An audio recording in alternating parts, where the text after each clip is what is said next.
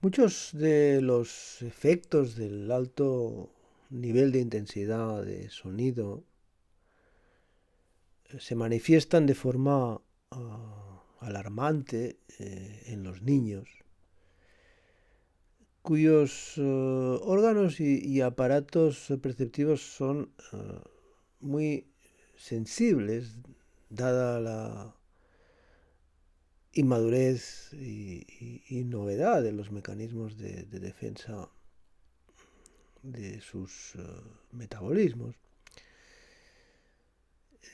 Parece probado. Los niños sometidos a altos niveles de sonoridad desarrollan menos las conductas orientadas al juego, por ejemplo. El nivel de sonido afecta profundamente al desarrollo cognitivo. Es una realidad muy preocupante. Si en los adultos obstaculiza las funciones del sueño, no es raro que los niños que duermen en ambientes de alta intensidad sonora durante la vigilia experimenten pues cansancio, frustración, descenso de la motivación y también pues dificultades para realizar adecuadamente sus tareas hasta el punto de comprometer su rendimiento escolar, ¿no? Cuando la baja calidad del sueño deviene crónica, el equilibrio metabólico y el mental se resienten de manera que aumenta el riesgo de cronificación de las secuelas y también de aparición de otras más graves. En particular, como consecuencia de un aprendizaje dificultoso de la lectura, los grados alcanzados en su dominio pues pueden ser significativamente bajos.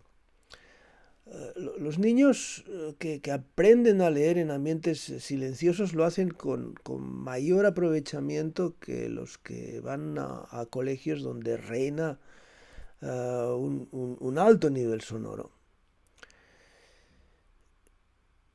Elemento central de la vida social y habilidad, digamos, imprescindible, tanto en las tareas comunicativas como en las que suponen elaboración de conceptos. La competencia lingüística consta entre los objetivos principales del aprendizaje escolar.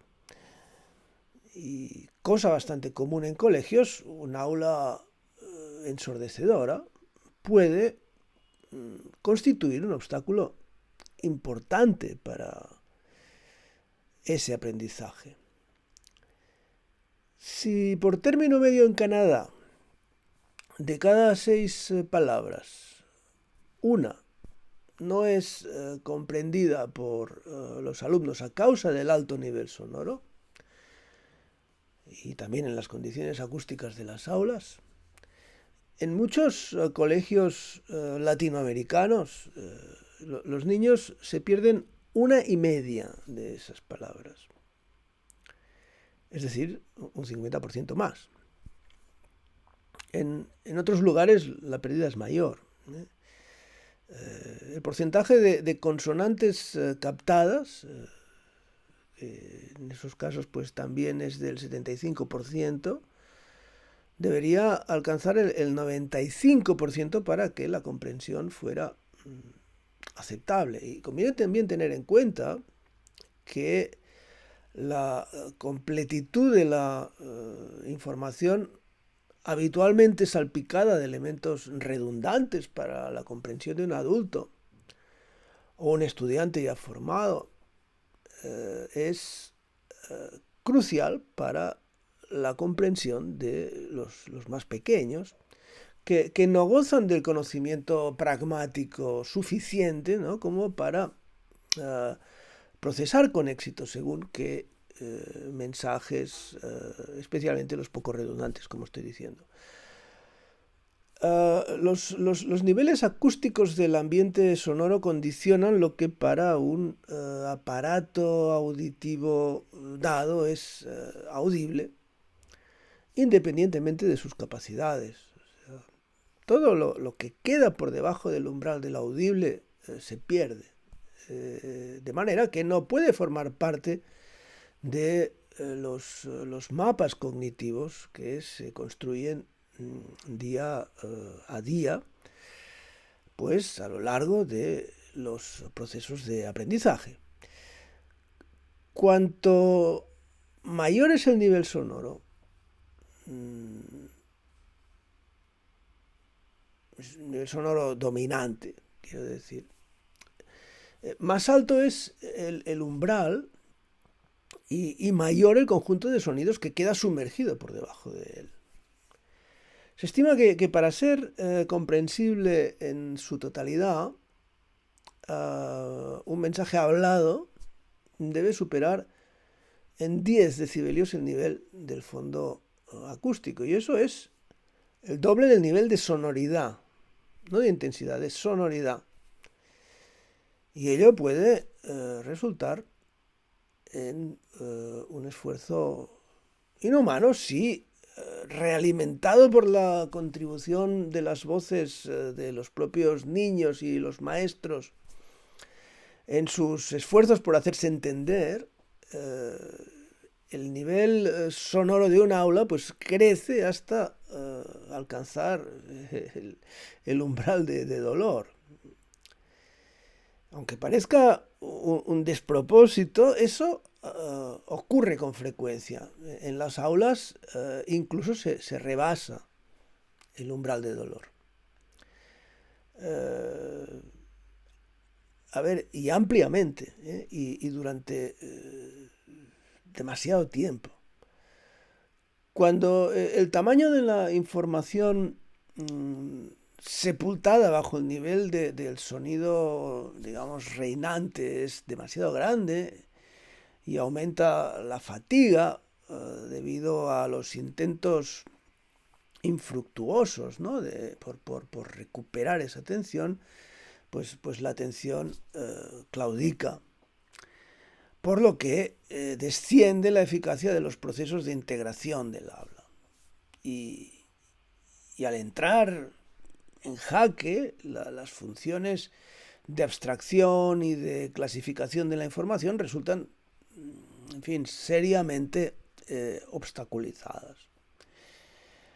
En colegios y guarderías estas condiciones acústicas son más o menos conocidas, pero también en muchas casas el ambiente sonoro podría ser asfixiante. Bueno, en muchas casas el ambiente sonoro es asfixiante. No me voy a contener.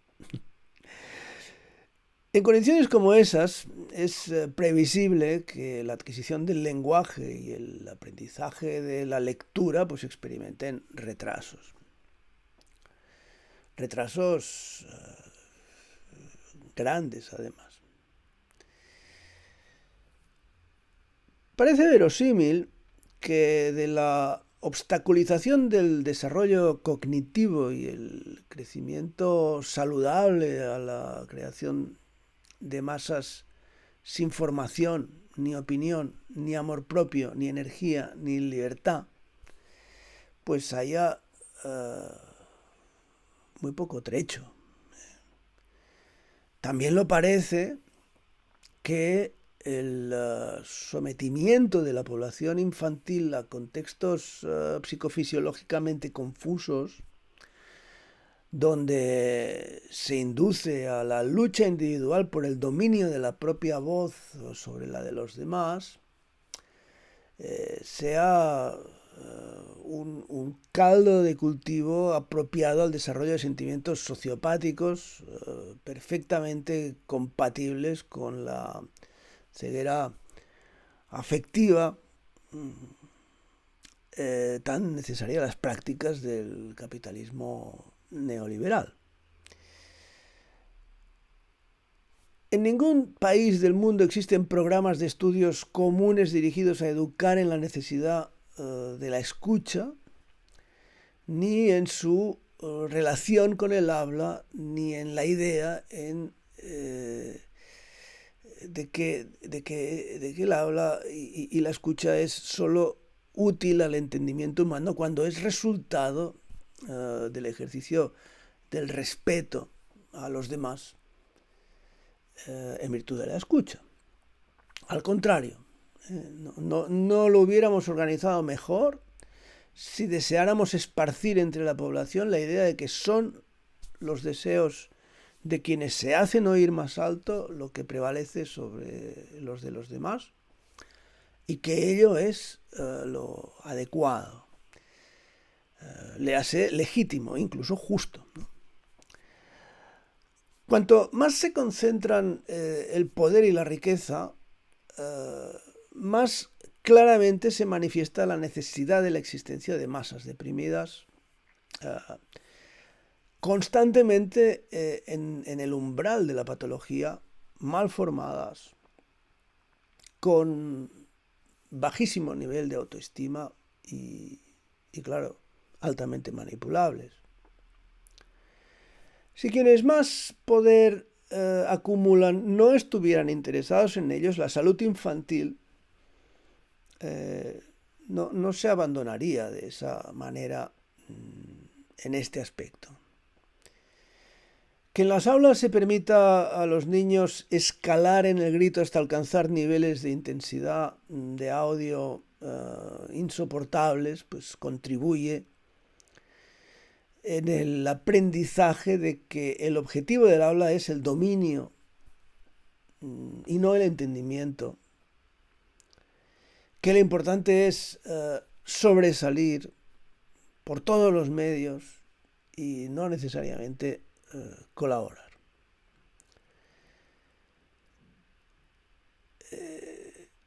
Conocido es el hecho de que la publicidad aprovecha las situaciones de baja conciencia para colar mensajes en el interior de la mente.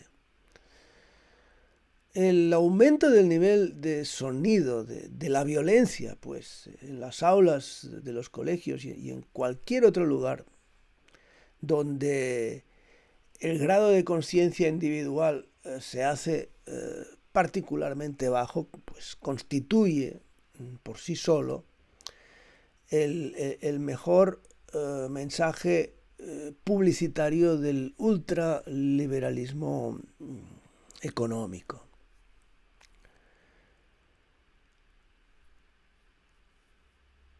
El comportamiento de los sistemas evolutivos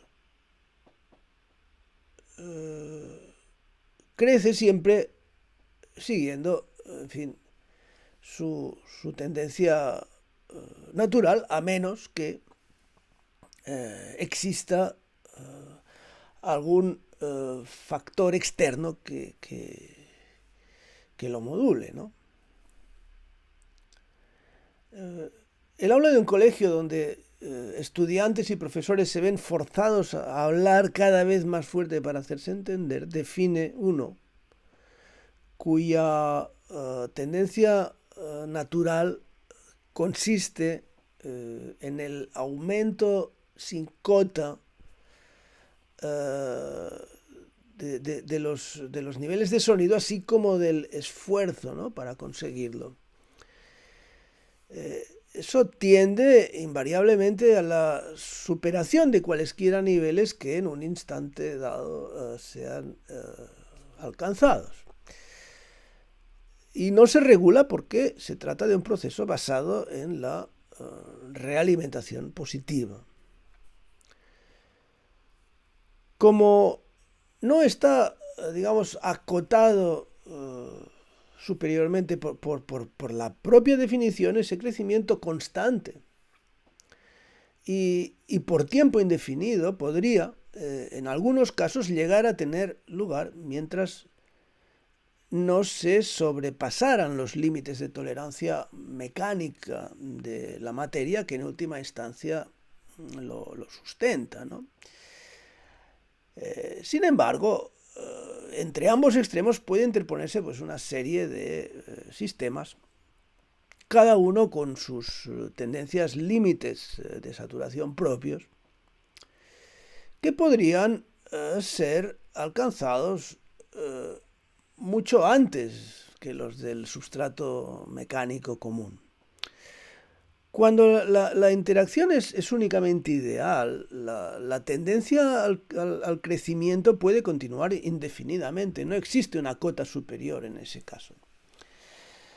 Sin embargo, en la escalada sónica que nos ocupa, el límite de tolerancia viene determinado por los del sustrato biológico, que son de naturaleza mecánica, y también por los de las estructuras cognitivas que acostumbran a resultar dañadas mucho antes que aquel, ¿no? Si causarles daño no es relevante, no hay motivo para regular esa tendencia y mantenerla hasta la saturación.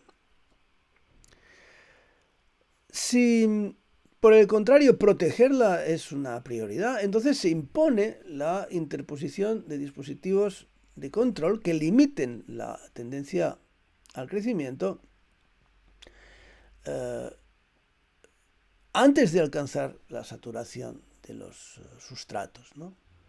Y máxime cuando la vieja defensa cognitiva que nos llevaría a rehuir cualquier situación de confusión, pues queda desactivada a causa de la tensión social, cuando no imposición, de hecho, a la permanencia en el interior de un aula, el espacio de concierto o de baile. O sea, tanto da si el ambiente sonoro es insoportable. Por más imperiosos que se experimenten los deseos de abandonar una clase bulliciosa, el confinamiento social obliga a permanecer a la merced de un contexto sonoro agresivo.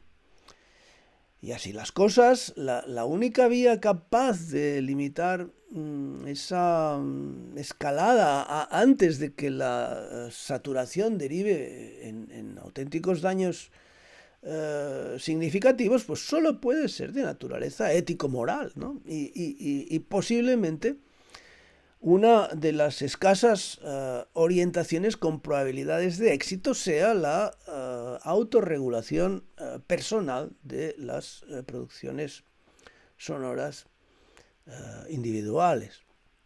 De hecho, de forma natural, los ambientes de alta intensidad acústica propician las tendencias al aislamiento, al abandono y también a la apatía, ¿no? Y que, aunque indeseados por sus secuelas, en el ámbito personal, tanto como en el social, podrían ser interpretadas en términos de mecanismos de defensa ante la segura fatiga debida a la continua inversión energética en un objetivo con resultado cada vez más incierto y también decepcionante.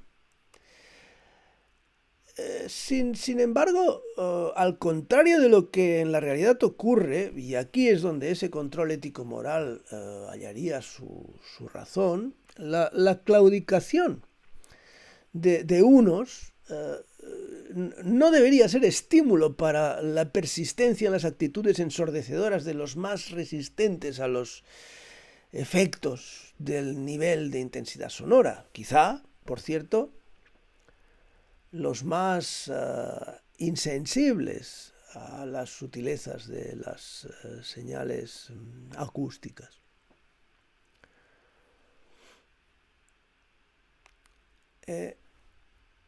No hay manera de encontrar planteamientos docentes generalizados orientados a la educación en la necesidad de control de las propias emisiones sonoras para permitir la expresión de los aportes valiosos al interés común, con los que sin duda podrían contribuir los iguales. Y tampoco los hay cuya finalidad sea la búsqueda de ambientes silenciosos en beneficio de la creatividad y el rendimiento propios. Tengo muchas dudas, en realidad, acerca de que la creatividad en sí sea un objetivo real de la enseñanza. La tratamos más bien como una habilidad rara a la que solo unos pocos tienen acceso, ¿no? Tendemos a aplaudir, de hecho, más las copias que lo que muy esporádicamente y no siempre con motivo convenimos en considerar creativo, que lo verdaderamente novedoso, ¿no? Considerar la creación esporádica equivale a no reconocerla, ¿no?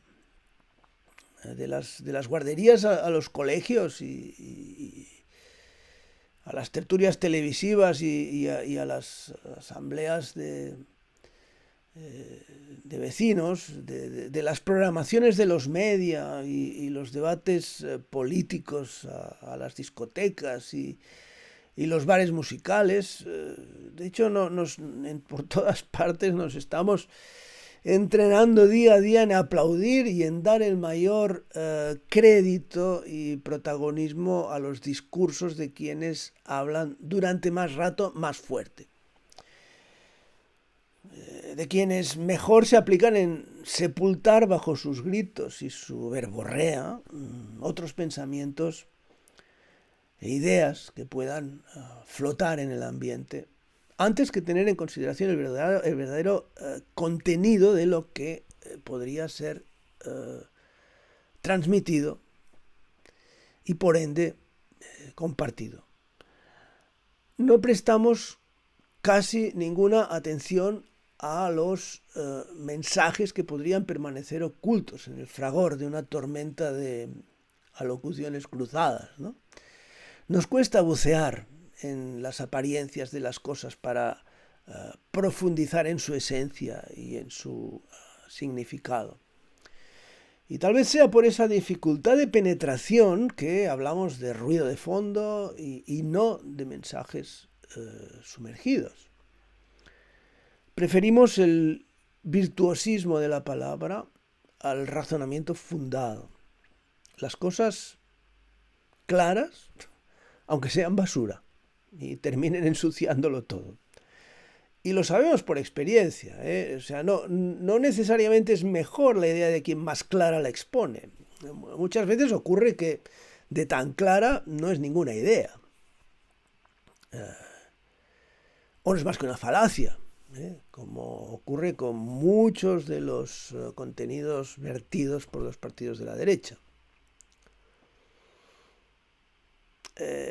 A pesar de ello, presentamos una mayor tendencia a apreciar la claridad y la espectacularidad de la forma que a valorar la significación del contenido. Y seguramente porque algo conscientes de esa carencia somos, nos afanamos en barnizar de apariencia de contenido los discursos predominantes. Mientras no hagamos nada por sustituir del disfraz por la piel verdadera, continuarán siendo reproducidos con mayor eficacia los memes de quien se aplique en conseguir que su voz sobresalga del fondo, que los de quien se esmere en el trabajo acerca del significado y la oportunidad reales de las cosas, ¿no? En primer lugar, porque siguiendo ese proceder supera el nivel umbral. Y en segundo, porque al contribuir en su incremento reprime la expresión de quienes, digamos, prefiriendo aprovechar su energía en la elaboración de sus ideas, terminan desistiendo en el intento de propagarlas. En una clase con alto nivel de intensidad de sonido desde el punto de vista de un niño aislado, son ruido las voces de quienes dificultan la escucha de las propuestas que le interesan o la expresión de las suyas propias. Y por eso grita. Y también porque, educado en la creencia profunda de que es necesario sobrepasar las cotas superiores establecidas, y también apoyado en la ceguera de la realimentación positiva, está casi obligado a actuar como si sus producciones fueran las mejores, como si lo correcto fuera luchar por sobresalir del resto, del montón, del ruido. Pero ¿son de verdad aquellas voces ruido? ¿Y la suya propia no podría también ser ruido? Al menos desde la perspectiva de otros interesados en aspectos distintos de los suyos. Claro, efectivamente lo es, pero solo en la medida en que el sonido de los otros pues también lo sea. Si el sonido del grupo no es interpretado y tratado como ruido, no hay razón para que el sonido de un individuo sea, digamos, así considerado por el grupo y por tanto no termine mostrando su interés por él. La cuestión es romper el círculo vicioso, la realimentación positiva. La inversión del sentido exige la del signo del bucle, cuya eficacia necesariamente requiere la negatividad. ¿Es realista tratar de educar en la idea de que el contexto tendería a la amabilidad si uno fuera amable con él y que por tanto si uno actúa reconociendo su importancia, este terminará en algún momento teniéndole a él igualmente en cuenta? ¿Cómo inducir a pensar que conviene estar atento a absolutamente todo porque cualquier información es potencialmente útil a nuestros fines, independientemente de su naturaleza? ¿Cómo extender ya desde la infancia temprana el convencimiento de lo crucial de la serendipia, que procede directamente de la atención plena al mundo y que la mejor y más inmediata forma de desvelarla consiste en ponerse a la escucha?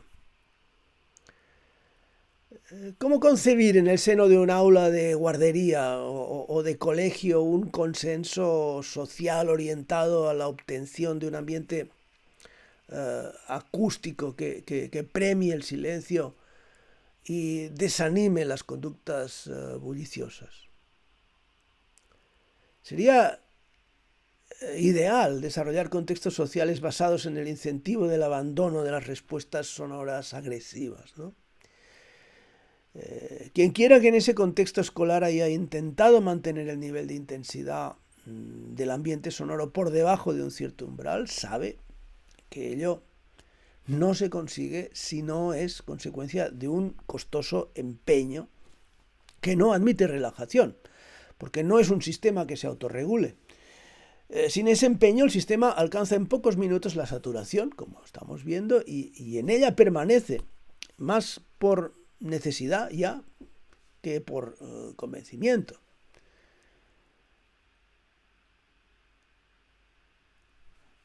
Si bien han sido propuestos otros modelos de la teoría de juegos para ellas, digamos, las escaladas de intensidad de sonido pueden ser a veces asimilables al famoso dilema del prisionero, que se esquematiza de la manera siguiente.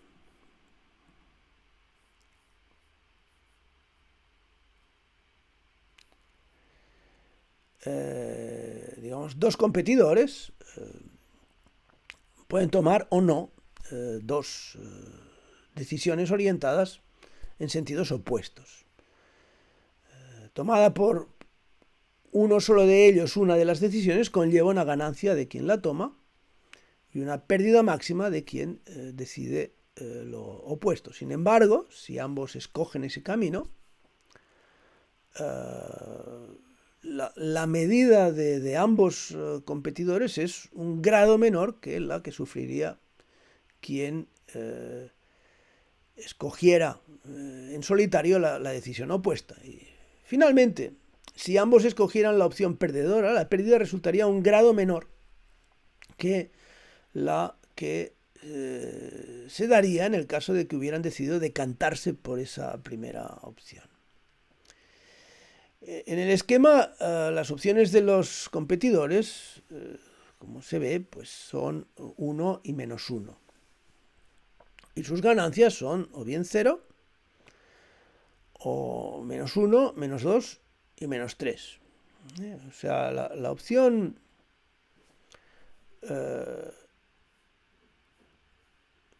se ve que es una aplicación del conjunto E, como se ve aquí más abajo, del conjunto E de posibles elecciones en el conjunto G de ganancias, que es susceptible de ser representada como en esa figura. Y se aprecia con bastante claridad, si le dedicáis el tiempo suficiente, que la pérdida global se minimiza con la elección de la opción pues, menos beneficiosa individualmente, y lo que se ajusta a la perfección a la situación de una escalada de intensidad de dos emisores que compiten, ¿no?, por la comunicación de sus mensajes. Que quede así. No, lo voy a bajar otra vez. Así. En un momento dado, uno de ellos puede decidir unilateralmente aumentar o no en 10 decibelios el nivel de intensidad de su mensaje. Si únicamente uno de ellos lo hace, por ejemplo, la opción 1 -1,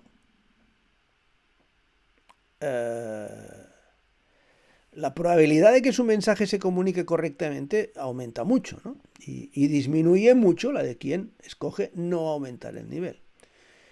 Y eso es, como digo, la situación 1 -1 que da lugar a la opción 1-3 y la opción también -1-1 que da lugar al resultado o ganancia -3-1. O sea, para el que tiene digamos, -1 quiere decir que no sube el nivel 10 decibelios y 1 significa que sí lo sube. Para el que tiene en la segunda opción -1-1, 3, -3-1, pues para -1 se da una ganancia de -3, es decir, una gran pérdida, y para 1, que es aumentar el nivel, se da una ganancia de 1, ¿no?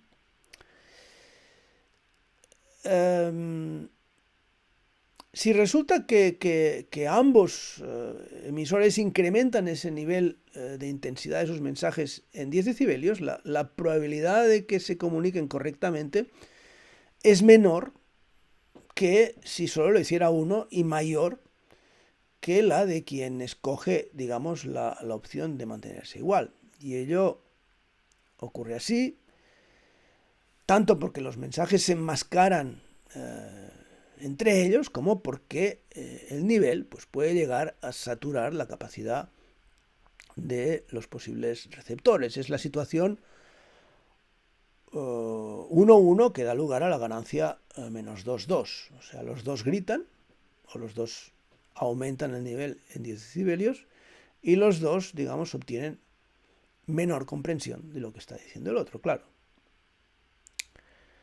Y por tanto, menor comprensión del otro de lo que está diciendo uno. Claro, por último, si ambos deciden no aumentar el nivel de su emisión, la probabilidad de que los mensajes se comuniquen correctamente es menor que la obtenida por uno que en solitario, digamos, escogiera aumentar la intensidad, pero mucho mayor que la, digamos, consecuente al hecho de que ambos hubieran decidido hacerlo, porque en ese caso, a pesar de que el enmascaramiento es proporcionalmente igual al caso anterior, no se da saturación de la capacidad de los receptores. De los muy variados debates surgidos de este planteamiento, pues parece evidente que si una confrontación de esas características tiene lugar una única vez o un determinado número de veces conocido por los competidores, la estrategia a seguir independientemente es la no colaborativa. Sin embargo, si ambos digamos, competidores saben que la confrontación va a tener lugar, ahora voy a ponerlo aquí, va a tener lugar en un número indefinido de veces y por tanto se desconoce cuál será la última, no hay duda de que les conviene establecer algún tipo de pacto por medio de su actitud a lo largo de la historia de su relación común, ¿no? Y por supuesto que en este análisis no se consideran las cuestiones emocionales que podrían contribuir en la irracionalidad de las decisiones tomadas, ¿no? O sea, y tampoco las relativas al número variable de emisores que pueden concurrir en una escalada de volumen. La sonoridad puede afectar el estado emocional, así que al propiciar la irracionalidad en los procesos de toma de decisiones, introduce un valor de aleatoriedad.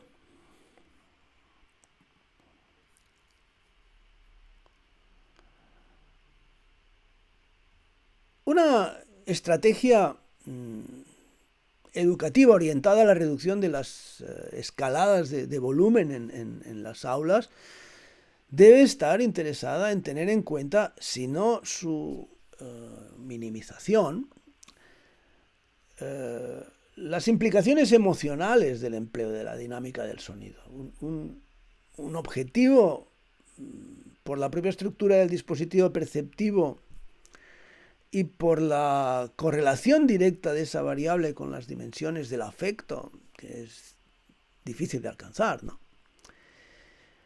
Al respecto del número de emisores, poco hay que decir en este caso, ya que desde la perspectiva de un emisor en particular es fácil considerar al resto de los emisores como uno único, pero de mayor competitividad que los habituales. Por supuesto que esa valoración puede también introducir factores emocionales impredecibles. El empleo del sonido es, en cualquier caso, sintomático del maltrecho y preocupante estado al que estamos llevando al mundo, así como de la forma en que lo hacemos. Los niveles de audio continuarán creciendo sin freno, igual que las patologías asociadas, mientras el pensamiento dominante continúe empeñado en infectar las mentes con la necesidad del crecimiento indefinido de la economía, en infectar con la inconveniencia del freno al consumo porque es una necesidad del desarrollo de nuestras sociedades, o con falacias como que estamos aún lejos de alcanzar los puntos de no retorno en los procesos de explotación con los que diezmamos el planeta, ¿no?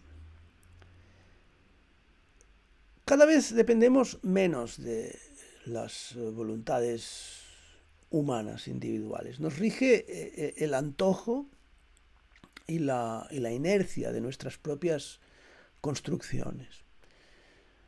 Esos oscuros ensueños que salpican las narrativas moderna y contemporánea de futuros terroríficos donde la humanidad es dominada a manos de máquinas y robots y otras distopías no dejan de ser metáforas de un presente que preferiríamos negar.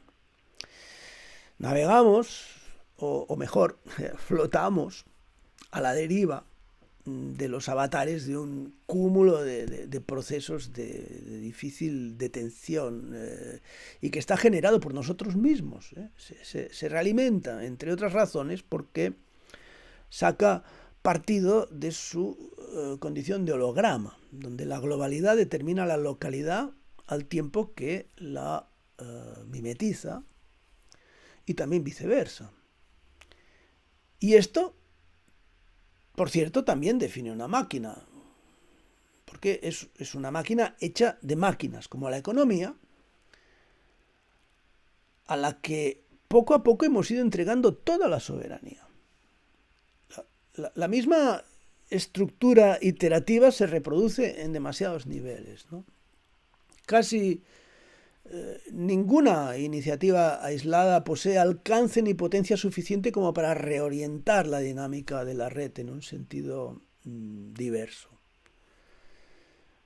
Condicionada por la imbricación de demasiadas instancias, es una situación irritante que se complica con el hecho de que es muy duro admitir la insostenibilidad del desarrollo de nuestras sociedades en la forma en que actualmente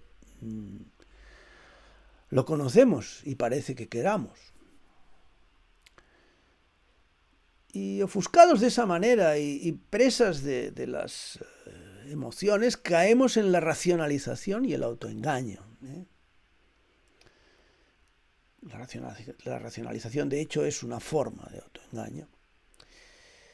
De manera que nos emperramos en una huida absurda, desenfrenada, hacia un futuro cuya incerteza solo estamos dispuestos a tratar como un mal menor. Y ahí, en la insistencia en obtener créditos sobre un valor, no solo desconocido, sino que no se desea conocer, se revela la dimensión patológica de un proceso cuya cura implicaría la puesta en cuestión radical de lo que pasa por axioma, a saber, que la llave del desarrollo de nuestras culturas es el crecimiento de unos a expensas de la miseria de muchos.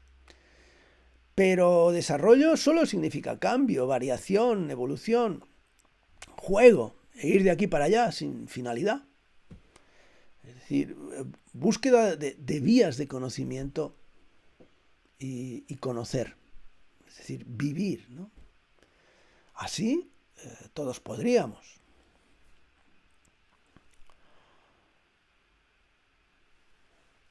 Y ya avizorada en el seno de la Escuela de Frankfurt, la existencia de una audiencia masificada y víctima de los medios de comunicación ha sido a lo largo de los años verificada como consecuencia de la vigencia de diversos planteamientos comerciales abusivos, tales como el hecho ampliamente admitido de que el negocio de la televisión se basa en el abandono de la audiencia a la merced de los anunciantes. A causa de ello, de un canal de televisión a otro, se trabaja como si no se reconocieran los derechos de los telespectadores, de quienes de alguna manera se supone que, conociendo de antemano la presión publicitaria a la que con ese gesto se someten, si desde las más o menos confortables butacas de sus salas de estar accionan ese mando a distancia del televisor, pues será porque así lo desean. Es cierto que si lo hacen de una forma u otra les conviene, ¿no? Lo que debería llevar a pensar que ese capitalismo perverso y explotador de las audiencias, denunciado por aquella escuela de Frankfurt y otros pensadores, pues no se corresponde completamente con un polo de tensión en un modelo, digamos, polarizado. Y es más bien un meme muy extendido y bien instalado en las mentes de muchísimos, lo que hace posible que la función real de las programaciones televisivas no sea tanto ofrecer información o entretenimiento de calidad como ejercer de reclamo con la intención de atraer telespectadores y así someterlos a la influencia de la publicidad intercalada entre programas y a veces hasta camuflada en su interior. Tal como Dallas Smith, pues, en fin, ha subrayado, ¿no? El verdadero negocio consiste, en realidad, en la venta de las poblaciones de consumidores a los clientes reales, es decir, a la comunidad de anunciantes. Por eso, ver televisión es casi desde el principio tan indisociable del consumo de programas como del de anuncios. Igual que navegar por Internet, donde los programas se sustituyen por los contenidos buscados, casi siempre infestados de anuncios y links trampa, ¿no? Y algo similar ocurre también con los teléfonos móviles y sus planes de consumo, así como con el software que para esos juguetes por todas partes nos ofrecen gratuitamente, aunque trufado de anuncios, incluso de piezas de software ocultas, dedicadas a revelar posición, hábitos, morada y cualquier otra información característica de los usuarios a sus supuestos benefactores, quienes se cuidarán de emplearla de la forma en que mayor beneficio puedan extraer. La novedad de la minería de datos, que es un concepto introducido como pesca o arqueología de datos a partir de los años 60 y deudor directo del desarrollo de la teoría de la comunicación, la novedad, digo, lo fue mucho más de la evolución constante de las técnicas publicitarias basadas en regalos y en incentivos orientados a la fidelización de los consumidores. En los media y en las redes sociales se compite por atención, igual que en las aulas. Los parquets de las bolsas, los mercados y tantos otros sitios. Así que en ellos el objetivo inmediato acostumbra a ser la superación de algún umbral. Y ocurre también de manera sistémica, o por decirlo alegóricamente automática, sin que necesariamente intervengan en ese proceso voluntades humanas, al menos en tiempo real. Las cosas simplemente ocurren como consecuencia de la ejecución de algún proceso impersonal, más o menos contribuyente en la determinación de nuestros destinos, por lo que, al menos inmediatamente, nadie se siente inclinado a aceptar responsabilidades directas de los efectos que el empleo del proceso en cuestión pues, pueda causar. Y ya en la época de los discos de vinilo, las emisoras de radio, que siempre compitieron por la atención de las audiencias, cayeron en esa tan extendida dinámica de realimentación positiva por la que los niveles de intensidad de sonido tienden a aumentar sin control. Desde luego que esa situación llevó ya en su día al empleo de herramientas especiales, así también como a la puesta en marcha de técnicas específicas para la optimización dinámica de los materiales sonoros, que estaban destinados a ser radiados con la mayor probabilidad de competir en audiencia. Aunque no solo Esa necesidad de atraer la atención del público fue también determinante de la elección de productos musicales con ya altos niveles de intensidad y que por esa causa ya venían preparados de fábrica para ser radiados de forma competitiva.